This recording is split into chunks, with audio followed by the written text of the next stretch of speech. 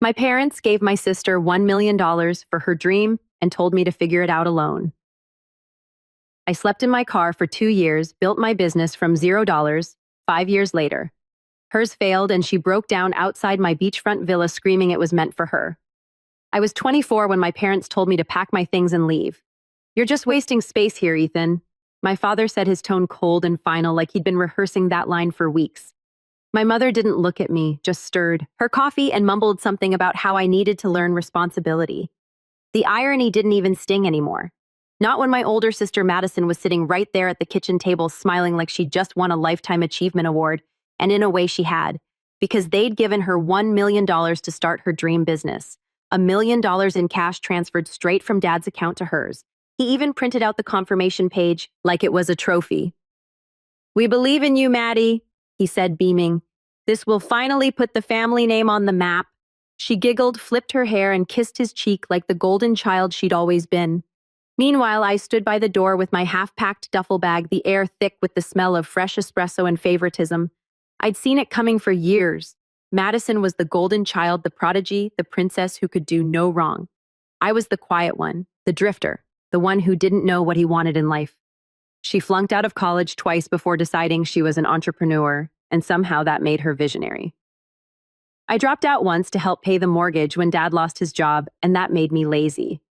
She crashed 2 cars before age 22, and each time Dad bought her another one. I worked part-time delivering groceries and saved enough to buy a beat-up Honda Civic, and still my mom asked if I really thought this was a smart investment.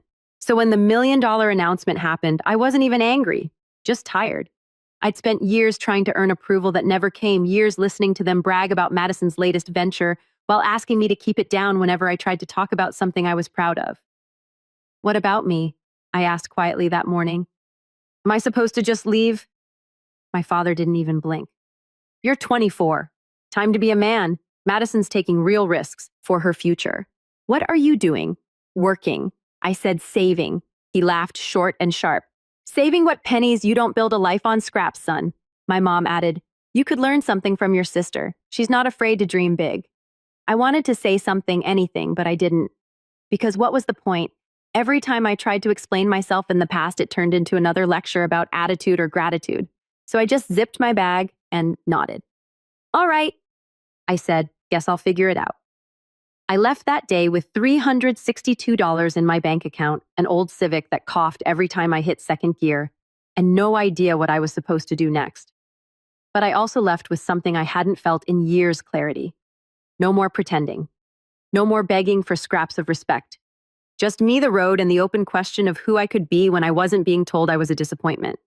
The first few nights were rough. I slept in the car by the beach because it was free and quiet. The sound of the waves helped me think. I showered at a gym that offered a 7-day trial and lived off dollar menu sandwiches. But even in those moments, I felt oddly free. Every day I worked night shifts loading trucks at a distribution warehouse, and every morning I sat in my car watching the sunrise while sketching out ideas in a notebook. I'd always been good with computers. When I was a kid, I used to fix old laptops for neighbors and build simple websites for local shops.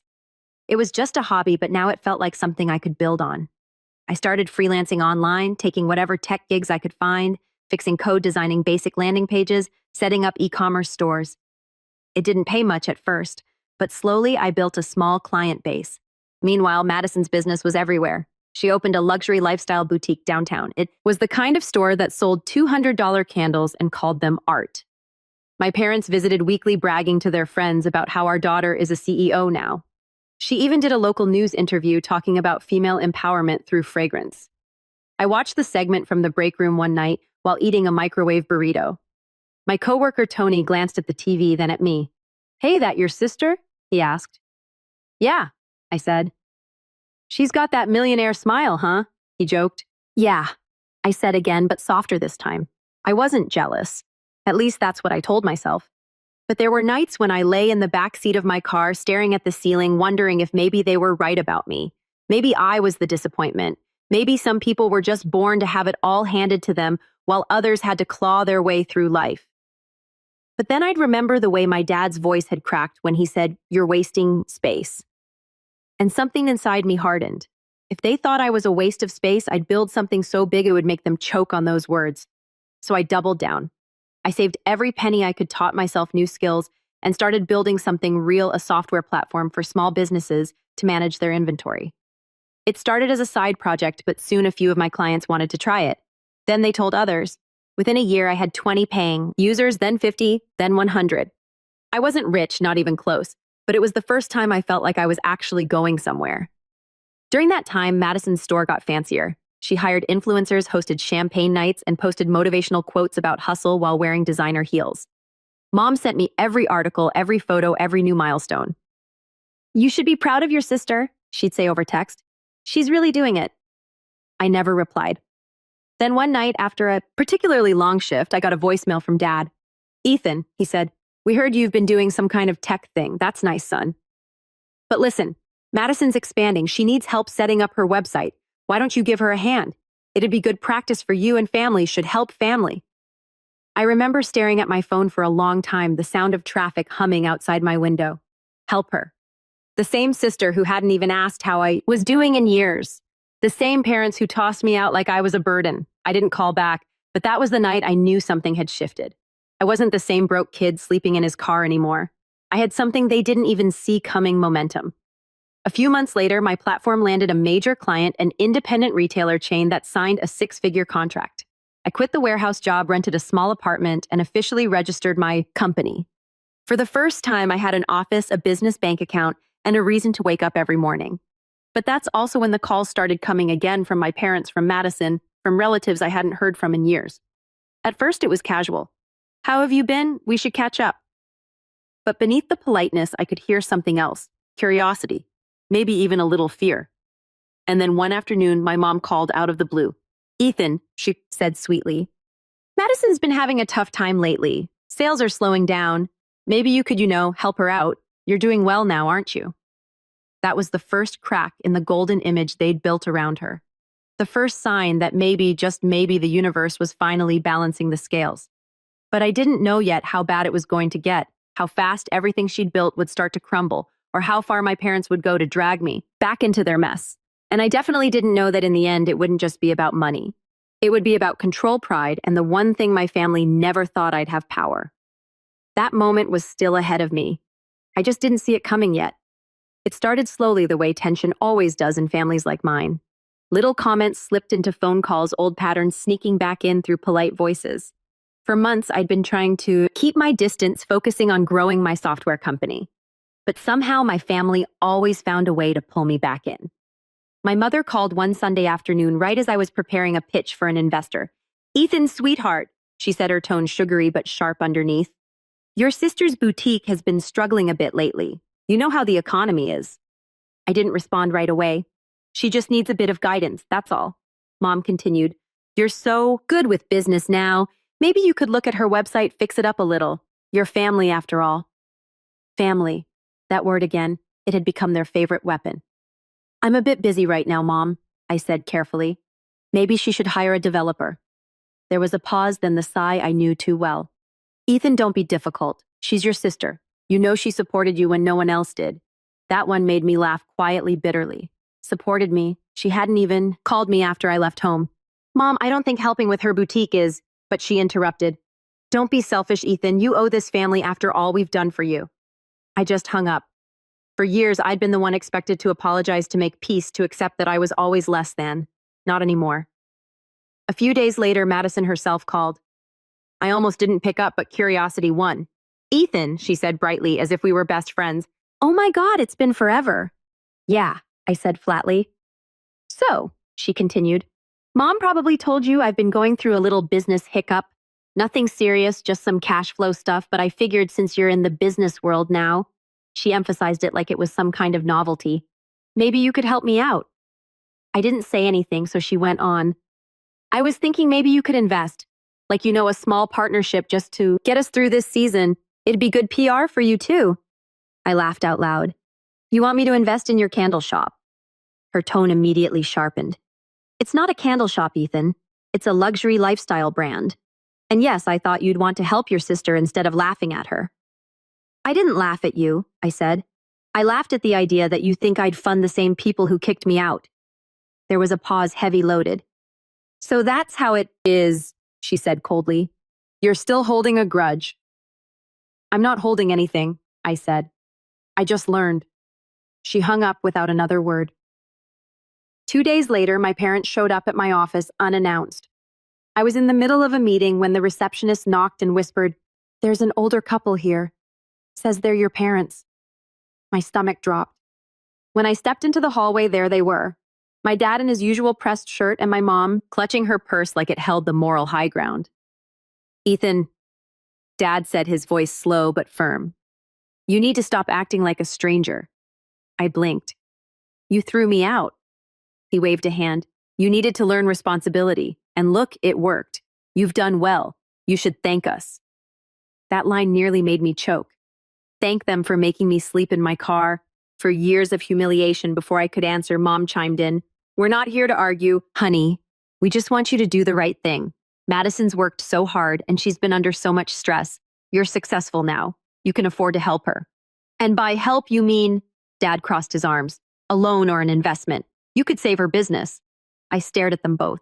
"You gave her $1 million, remember?" "That was years ago," Mom said. "Businesses take time to grow."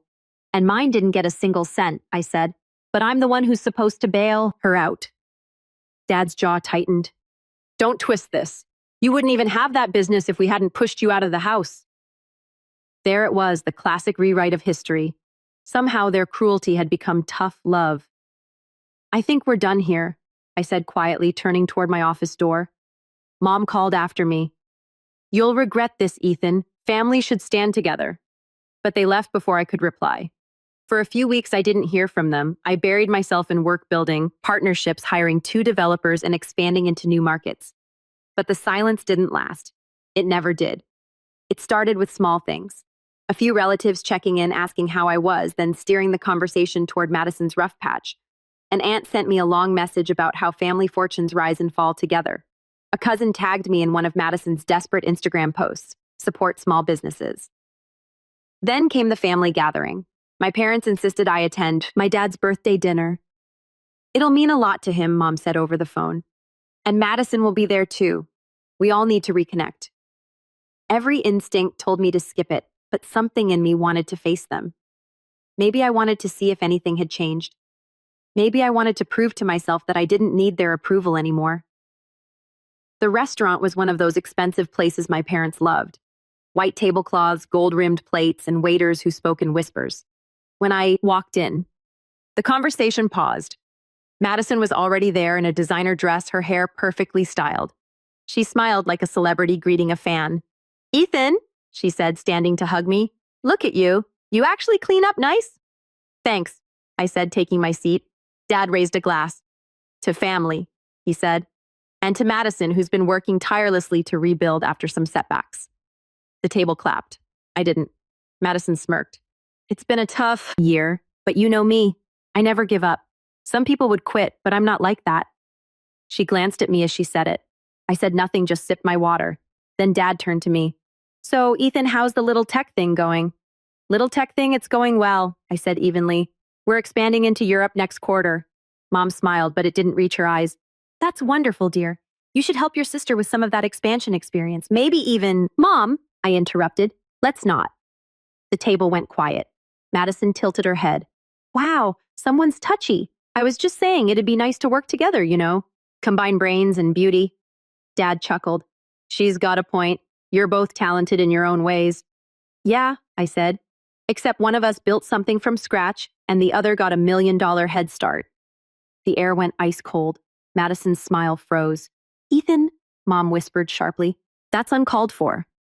"No," I said, my voice calm. "What's uncalled for is pretending none of this ever happened." Dad slammed his hand on the table. "Enough! This is supposed to be a celebration." Madison leaned back, smirking again. "It's fine, Dad. Some people just can't handle watching others succeed." I laughed under my breath. "Right. That must be it." Dinner ended early. On the way out, Mom grabbed my arm. "You embarrassed us tonight," she hissed. "You think your money makes you better than this family?" I looked her straight in the eye. "No, Mom. You made it clear years ago I wasn't part of this family." She let go without another word. Over the next few months, things escalated. Madison's boutique began posting discount sales every week. Then she deleted the comment section on her posts. Eventually, I started hearing rumors from clients from mutual acquaintances that she owed vendors tens of thousands. And then my parents started calling again every day, first with guilt, then with anger. "You're letting your sister fail," Dad said in one voicemail. "We raised you better than this." It would have been almost funny if it didn't sting so much. After everything they'd done after years of being invisible, they still thought I owed them. The last straw came one afternoon when I got home from work and found an envelope taped to my door. Inside was a handwritten letter from my mom. "Ethan, we know you're doing well, and we're proud of you. But Madison is drowning. We've already mortgaged part of the house to help her, but it's not enough. Please, if you have any decency left, save your sister's dream. She's your blood." There was a check request enclosed for $250,000. I sat on the couch for a long time. The letter in my hands, my mind racing through every memory, every insult, every "you're not enough," every dinner where they toasted her and ignored me. And for the first time, I didn't feel hurt. I felt calm, detached, like something inside me had finally clicked into place. They wanted to play games with guilt and manipulation. Fine, I'd play too. But this time, I wouldn't be the quiet one sitting at the table pretending not to notice the knives pointed my way. This time, I'd make sure they finally saw who they were dealing with. The unraveling began quietly, like a slow leak that no one notices until the floor gives way. For weeks, I tried to ignore the signs. Late-night messages from relatives I hadn't spoken to in years, vague, urgent calls from my parents, and a growing sense that something was moving behind the scenes. But I didn't want to care. I was busy. My company had just closed another major partnership. I'd hired new staff. And for once, life actually felt stable. Then one morning, I got an alert from my bank. A large transfer of $50,000 had been flagged for review. My stomach dropped. I hadn't made any transfer that week. I logged in immediately and froze. There it was, a pending transaction from one of my business accounts routed to an unfamiliar entity under my sister's name. I called the bank. "That transfer wasn't authorized," I said quickly. "I didn't make it." The rep put me on hold, then returned with a confused tone. "Sir, the request came through a joint authorization. Someone logged in using a linked account with matching family credentials." "Family credentials." "Yes, sir. The system shows that the request was made by an account connected to your parents' banking profile." My chest tightened. That couldn't be right. I hadn't linked any accounts with my family since I left home years ago. But then it hit me. When I was younger, my father had insisted on helping me manage my savings. He'd opened a family joint account and said it was for emergencies. I'd forgotten about it, never used it again after leaving. But apparently he hadn't. I immediately froze the transaction and changed every password I could think of. When I checked my emails, there were multiple failed login attempts from unknown devices. My dad's old email was listed on one of the recovery contacts. My hands were shaking. I called him straight away. He picked up on the third ring, his voice calm. "Ethan, you don't have to be so dramatic. What did you do?" I demanded. "Why is there a transfer from my account to Madison's name?" He sighed. "We needed to move some money temporarily. Madison's business was about to lose its lease. We'll pay it back." I almost laughed. "You took money from my company without asking." "Don't exaggerate," he snapped. "It's all in the family. We've helped you enough over the years." I couldn't believe what I was hearing. "You kicked me out, Dad." "That was for your own good," he said, his tone sharp now. "You're successful because we pushed you, so you owe this family some gratitude. It's time you give back." I was silent for a long time. Then I said quietly, "You didn't give me anything. You gave her everything." "Don't talk about your sister that way," he barked. "She's trying. She's had a hard year. So you stole from me. I borrowed it," he said quickly. "You can't even feel it missing. You're making good money now. Don't act like it's some tragedy." My blood boiled. "You could have asked," he laughed. "If I asked, you'd have said no." He hung up before I could answer. That was the moment something inside me broke. Not anger this time, but something deeper. A quiet, irreversible shift. I'd always known my parents favored Madison, but I hadn't realized how far they'd go for her. It wasn't just favoritism anymore, it was betrayal. I sat at my desk for nearly an hour staring at the frozen transfer. The betrayal wasn't about the money. It was about the entitlement, the way they saw my success as theirs, the way they thought they could still reach into my life and take whatever they wanted just because I shared their last name. That evening, I drove to their house, the same one I'd been thrown out of 5 years earlier. The drive felt longer than I remembered. When I pulled up, Madison's brand new SUV was parked in the driveway, gleaming under the porch light. Mom opened the door before I could knock. "Ethan," she said sweetly, like nothing had happened. "You look tired. Work too hard, don't you?" I didn't respond. "Where's Dad?" She hesitated. "In the living room." "But can't we just—" "I'm not here to chat, Mom." Her smile faltered, and I walked past her into the house. Dad was watching TV, Madison sitting on the couch beside him, scrolling through her phone. When she saw me, she smirked. Well, the prodigal son returns. Did you do it?" I asked. She blinked. "Do what?" "Authorize a transfer from my company account." Her smirk vanished. She glanced at Dad, then back at me. "Relax, it was just temporary." I stared at her. "You did do it?" She rolled her eyes. "Dad said it'd be fine. I needed it to cover payroll for a month." "You make 6 figures a year. What's 50 grand to you?" I couldn't speak for a second. The audacity was staggering. That money wasn't just mine, it was my employees, my company's. "Oh, please," she scoffed.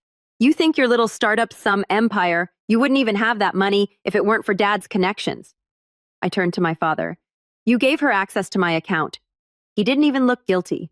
"It's all in the family, Ethan. Stop being selfish. You wouldn't even notice it missing." "I already froze the account," I said quietly, and I filed a fraud report. The room went silent. Mom gasped. "You what?" "I filed a fraud report," I repeated. "It's already under review." Dad stood up, his face red. "Do you have any idea what you've done that could ruin your sister's business?" "Good," I said. "Maybe it's time she learned what consequences feel like." Mom's voice cracked. "Ethan, please. You're going to tear this family apart." I laughed bitterly. "You already did." I turned to leave, but Madison stood up suddenly, her face twisted with rage. "You think you're so perfect now? You think that stupid little app makes you better than us?" "No," I said calmly. "I think it proves you don't need a $1 million handout to build something real." She grabbed a glass from the coffee table and hurled it across the room. It shattered against the wall near me. My mother screamed. My father shouted her name, but I just stood there unmoving. "That's the difference between us, Maddie," I said quietly. "You destroy things when you don't get your way. I build." Then I walked out. That night, I stayed awake in my apartment watching the city lights flicker below. I thought about every moment that had led to this. The years of neglect, the insults disguised as advice, the way they had convinced me that I was worthless unless I was like her. But that night, I stopped being their scapegoat. The next morning, I got a call from my bank. Fraud report had triggered a freeze on all joint family accounts linked to mine, including my parents. Their mortgage payments, their credit cards, everything. Within hours, my phone exploded with calls. Mom, Dad, Madison. Dozens of missed calls. Voicemails ranging from tearful pleas to furious rants. I didn't answer any of them. Later that evening, Mom sent me a long text. "Ethan, this has gone too far. Your father is furious and Madison's account is frozen. She can't pay her employees. You've humiliated this family. Please call me." Then another 1 minute later. "Your father says if you don't fix this, you're no longer welcome in this house."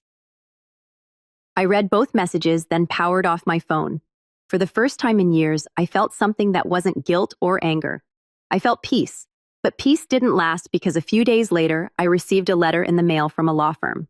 It was a formal demand letter from my parents' attorney claiming that I had illegally restricted access to joint family funds and that immediate restitution was required. They threatened to take me to court for breach of fiduciary duty. It was absurd, but it also told me one thing. They weren't going to stop. They didn't just want money, they wanted control. And if they couldn't guilt it out of me, they'd try to scare it out of me. That was the moment I realized the truth. This wasn't just about Madison's failing business anymore. It was about power. My parents couldn't stand the fact that I had built something without them, that I'd broken free of their control. And now they were trying to drag me back under. But they had no idea that by crossing that line, by stealing from me, they'd set something in motion they couldn't take back. Because for the first time in my life, I wasn't afraid to fight back. And the next move that was going to be mine. The legal letter hit me harder than I expected. It wasn't that I thought they could actually win. I knew they couldn't. Every dollar in my company had been earned, cleanly documented, and legally separated from anything tied to my family years ago.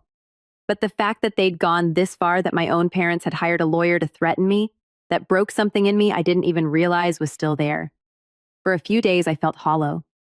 I stopped checking emails, skipped meetings, ignored calls from my assistant. My apartment, once quiet but peaceful, now felt like a cage. I'd built everything from nothing, and yet the moment I thought I was free, they reached out and pulled me back into their storm. I'd always told myself that distance was protection, that as long as I stayed focused on work, I'd be untouchable. But now they'd crossed into my world, the one place I thought was safe. My lawyer Daniel sat across from me in the conference room, flipping through the demand letter with a mix of confusion and disbelief. "This is ridiculous," he said finally. "They're claiming joint family ownership over your business."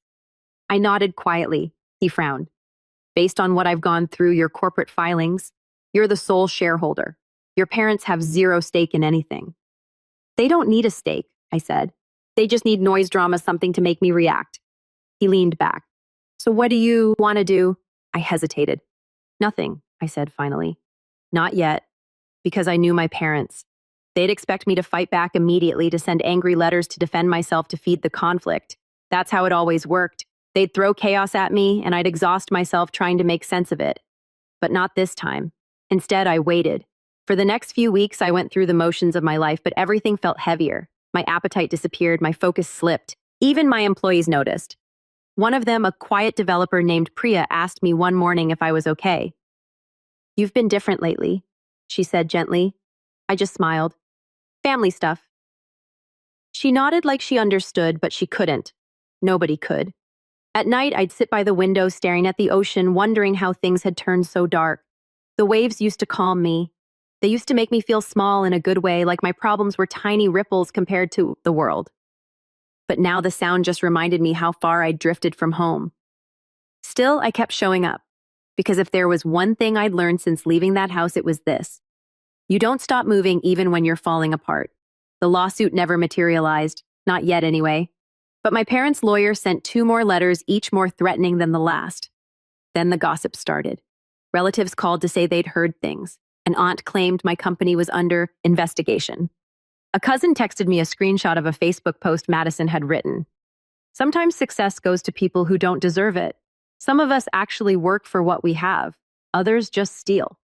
The comments were full of sympathy. "You're so strong. Ignore the haters. Family can be so cruel." And every share, every word of pity for her felt like another cut.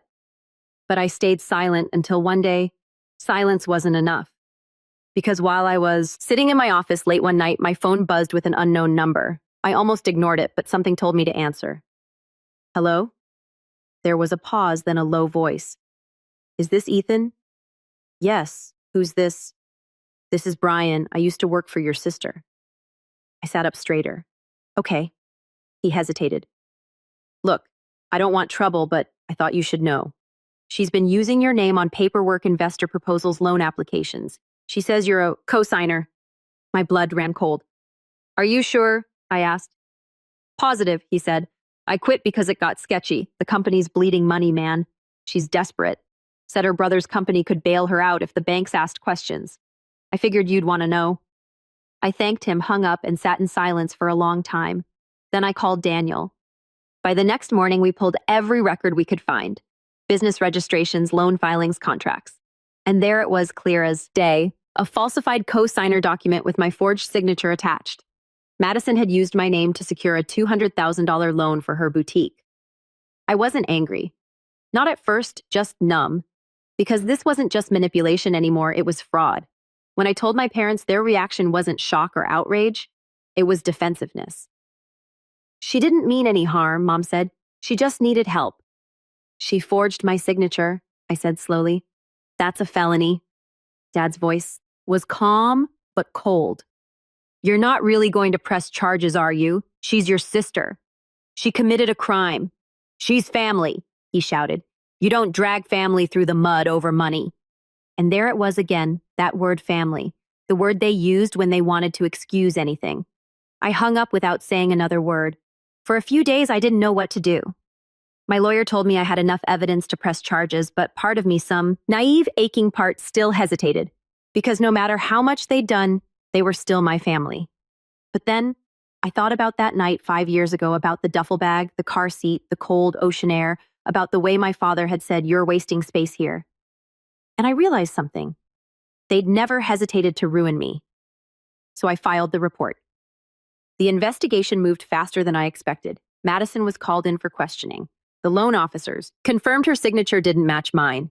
Within a week, her accounts were frozen. That's when the messages started pouring in again. This time not from my parents, but from Madison herself. At first, they were angry. "You think you're better than me? You've always been jealous. You ruined my life, Ethan." Then they turned desperate. "Please, I didn't mean to. I just needed help. Mom and Dad said you'd fix it. Please don't let them take everything." I didn't respond. Because the truth was, I wasn't angry anymore. I was done. The police didn't arrest her. First-time offender cooperation restitution plan, but the damage was done. Her business went under within months. The $1 million boutique became an empty storefront with faded gold lettering and a for lease sign. My parents didn't speak to me again for months after that. Word spread through the family like wildfire. Ethan destroyed his sister. He took things too far. He forgot where he came from. But I didn't care. Because somewhere in the middle of all that chaos, I found something I didn't realize. I'd lost my peace. I started running again, something I hadn't done in years. Every morning before work, I'd jog along the beach, headphones in, watching the sun crawl over the horizon. I rented a small office space by the water where I could hear the waves while I worked. My company grew steadily, quietly, without noise or drama. I stopped trying to prove anything. Until one morning, months later, I got an email from a real estate agency. My offer on a beachfront villa had been accepted. It wasn't about showing off. It was about closing a circle. I'd lived in my car by that same beach years ago. Now I owned a home overlooking it. I stood in the empty living room that first night, the ocean breeze spilling through the windows, and thought about everything I'd lost and everything I'd gained. For the first time in my life, I didn't feel like I was running away from my family. I felt like I was finally standing on my own ground. But life has a way of making sure the past doesn't stay buried for long. Because just when I thought I'd moved on, when I believed the story was over, I saw a familiar car pull up outside my villa. My parents stepped out first, and then behind them, Madison. And from the look on her face, I could tell the storm wasn't over yet. I remember standing on the balcony of my new villa, barefoot, coffee mug in hand, when I saw their car. The silver Lexus I'd seen parked outside my parents' house countless times now, creeping along the street like it didn't want to be seen. It stopped just past my driveway, idling for a moment before pulling in. My chest tightened. I hadn't seen them since everything fell apart. Not after the fraud report, not after the fallout. A part of me had hoped they'd just move on, that maybe silence would be the cleanest ending we could get. But here they were, my parents and Madison stepping out of the car, dressed as if this were just another polite visit.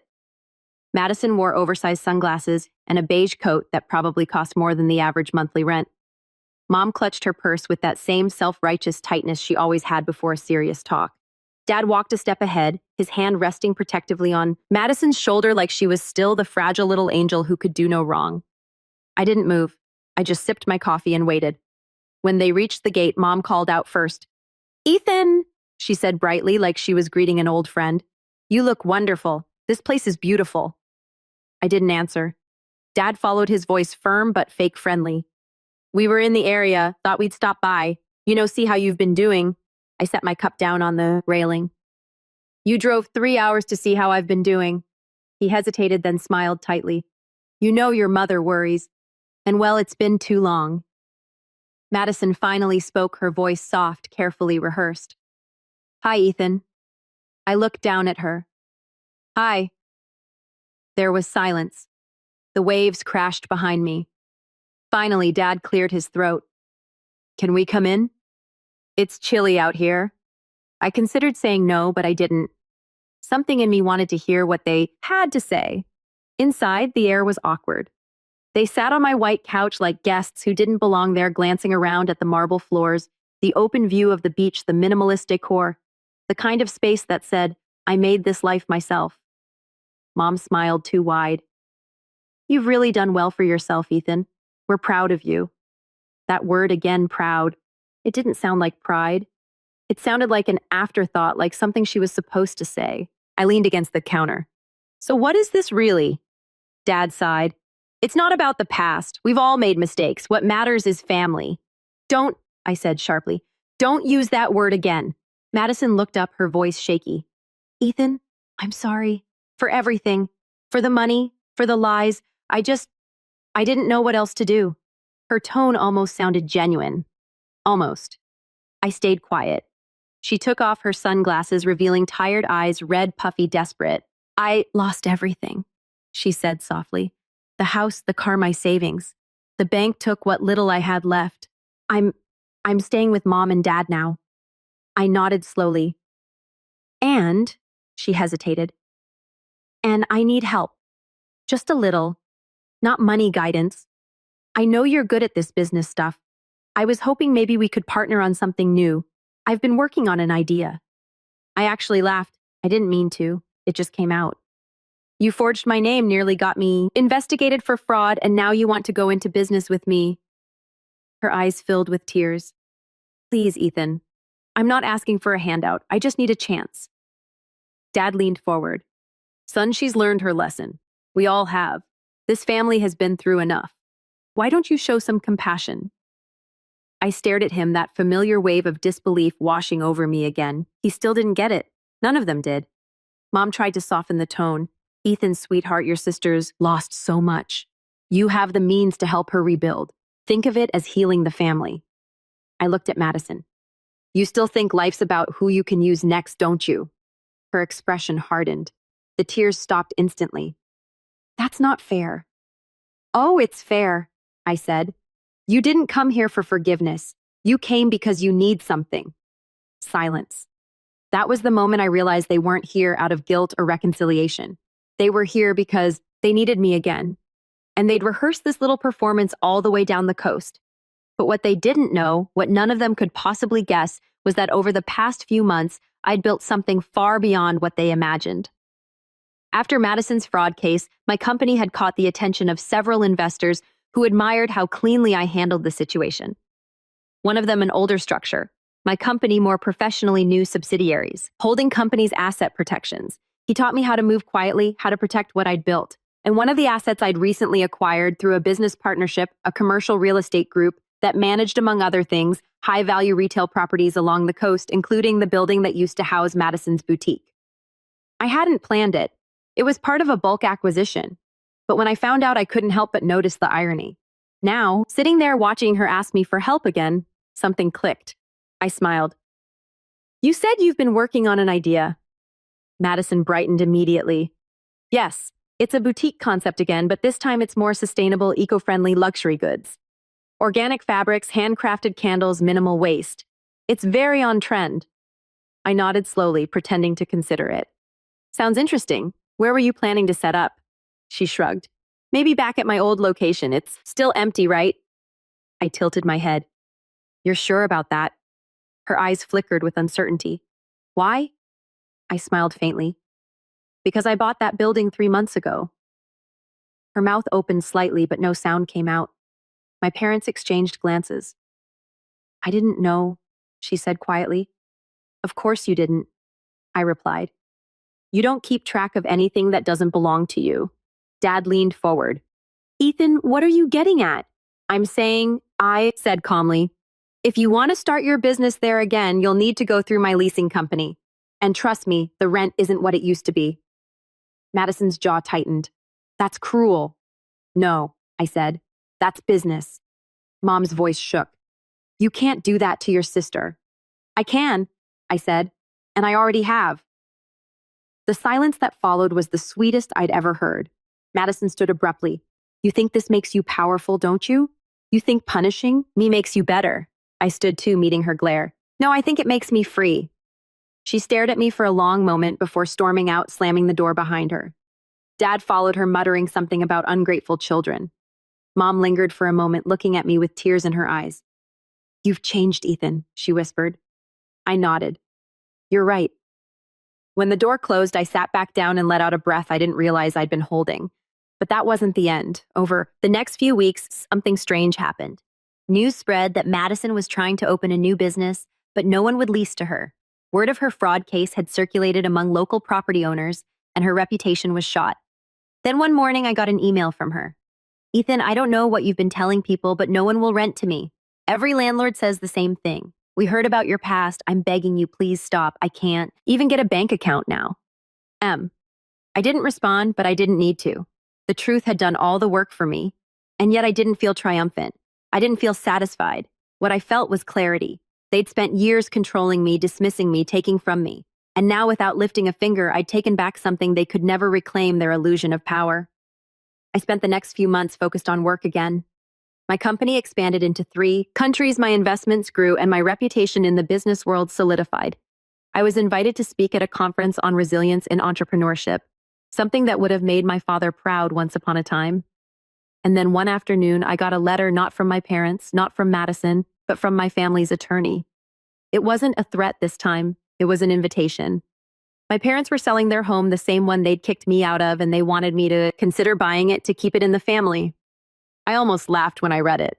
The house that had once been their throne, their symbol of control, was now something they wanted me to preserve. I called my lawyer. Buy it. I said simply, all cash. Within 2 weeks, the deed was in my name. I didn't move in. I didn't even visit. I had the house appraised, cleaned, and quietly listed it for sale again. It wasn't about revenge anymore. It was about closure. But when my parents found out, when they realized I'd bought their house just to sell it, they finally reached out again. Not through letters, not through lawyers, through Madison. She showed up at my villa one evening, trembling eyes red from crying. They're losing everything, she said quietly. Mom and Dad can't afford the rent on their new place. They're scared. I stared at her. And what do you want me to do? Her voice broke. I don't know. Maybe just talk to them. Please.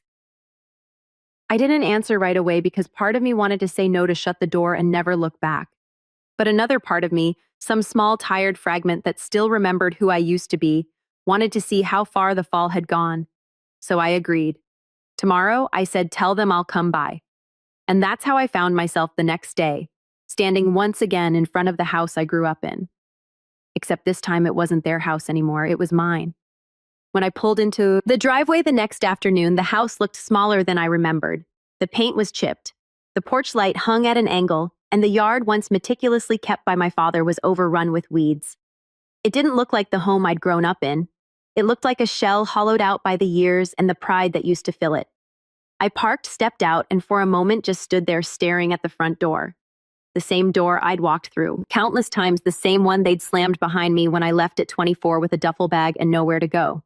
Now it was mine, every nail, every board, every inch of it. Madison was waiting by the door. She looked smaller, too, less polished, more human. The expensive coat was gone, replaced with an oversized sweater and sneakers. Her hair was tied back messily, her face pale. When she saw me, she smiled weakly. They're inside, she said quietly. I nodded and followed her in. The smell hit me first, dust, stale air, and something faintly sour. My mother sat on the couch, clutching a cup of tea. She wasn't drinking. My father sat beside her, shoulders slumped, staring blankly at the floor. They both looked older, much older than the last time I'd seen them. The arrogance was gone, the certainty. All that was left was fatigue. Mom looked up first. Her eyes were red-rimmed. Ethan, she said softly, thank you for coming. I stood in the doorway saying nothing. Dad tried to smile. You've done well, son. We heard about the company, the villa, the success. His voice cracked on the last word. Why am I here? I asked quietly. Mom set her cup down carefully.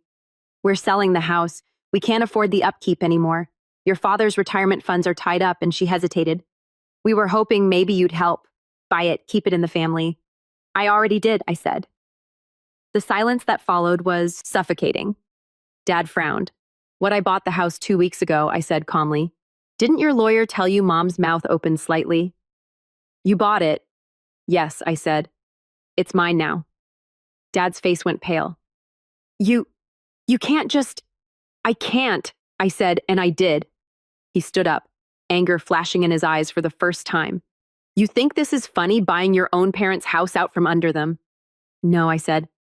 I think it's poetic. Mom began to cry. Ethan, please, we've made mistakes, but this isn't right. We're your family. I took a deep breath. You stopped being my family the day you told me I was wasting space, the day you chose her over me, the day you stole from me, lied about me, and made me feel like I didn't belong. Madison stood by the wall, frozen, her eyes darting between us. Dad's voice shook. So what now? You're going to throw us out. You think that makes you a man? I looked at him for a long time. No, I said quietly. I think surviving you did. He flinched but said nothing. Mom reached for my hand, but I stepped back. You don't have to do this, she whispered. We can start over. We can. I cut her off. You had years to start over. I begged you for a chance back then. I asked for respect, not money. I asked to be treated like I mattered. You gave me silence. You gave her everything. Madison finally spoke, her voice trembling. Ethan, please, they've lost everything. Don't make this worse. I turned to her. You forged my signature. You almost destroyed everything I built. And now you want me to fix the mess again? You've never learned, Maddie. You never will. Tears filled her eyes. I said I was sorry. I know I said, but sorry doesn't undo years of damage. For a long moment, none of us spoke. The only sound was the faint hum of the refrigerator and the ticking of a clock somewhere in the kitchen. It felt like time itself was holding its breath. Then I pulled a folder from my jacket and set it on the table. These are the sale documents, I said. The house will be listed next week. You have 30 days to move out. Mom gasped. Ethan, no, please. I shook my head. I'm not doing this to hurt you. I'm doing it to end it, to stop pretending there's anything left to save. Dad's jaw clenched. You think you're the victim in all this? You wouldn't even be standing here if we hadn't pushed you. I looked him dead in the eye. Then maybe you should have pushed harder. I might have gotten here sooner. He didn't have a response. Mom sobbed quietly into her hands. Madison stood motionless, tears sliding down her cheeks. I walked toward the door, my footsteps echoing in the empty house. When I reached it, I turned back one last time. You taught me that family means loyalty, but what you really meant was obedience. I spent years breaking myself trying to earn your love. Now I finally understand I don't need it. Then I left. Outside, the sun was beginning to set, casting long orange streaks across the lawn, the same yard I'd mowed as a kid, the same driveway I'd stood on the night they told me to leave. I walked down it slowly, feeling every step like it was closing a chapter I'd been stuck in for half my me out. Ethan, she called, running toward me. Wait. I turned. She stopped a few feet away, breathing hard. You don't have to do this. You could forgive them. You could forgive me. I looked at her sadly. You don't want forgiveness, Maddie. You want things to go back to the way they were. But that version of me, the one who'd give everything and expect nothing, that version died a long time ago. She swallowed hard. Then what now? You just drive away? Leave us with nothing? I nodded slowly. Exactly what you did to me. For a moment, she looked like she wanted to scream, to fight, to throw something like she always used to, when things didn't go her way, but instead she just stood there, eyes glistening, shoulders shaking. I hope someday you understand, I said quietly, because I already have. Then I got into my car and started the engine. In the rearview mirror, I saw her standing there as I drove away, small, broken, and silent. For the first time in years, I didn't feel anger. I didn't feel sadness either. What I felt was freedom. Weeks later, I got the final update from my lawyer. The house had sold for nearly double what my parents paid for it. I didn't keep a cent. I had the proceeds quietly donated to a scholarship fund for kids who'd grown up with nothing, kids who'd been told like me once that they'd never make it. The news of the sale reached my parents through Madison. She sent one last message. They're moving into a small apartment in the city. Mom cries a lot. Dad doesn't talk much. I hope you're happy now. I read it once, then deleted it because happiness wasn't the point. Peace was. Months later, standing on the balcony of my villa again, I watched the ocean stretch endlessly into the horizon. The same view I used to stare at from my car window, hungry and tired and invisible. Now it was mine, not because of revenge, but because I'd stopped chasing people who never wanted to see me win. I thought about calling them one last time, thought about saying something, anything, but then I realized there was nothing left to say. They had chosen their story. I had chosen mine. And sometimes the most powerful revenge isn't revenge at all. It's silence. I finished my coffee, walked back inside, and closed the balcony doors behind me. That was the last time I ever looked back.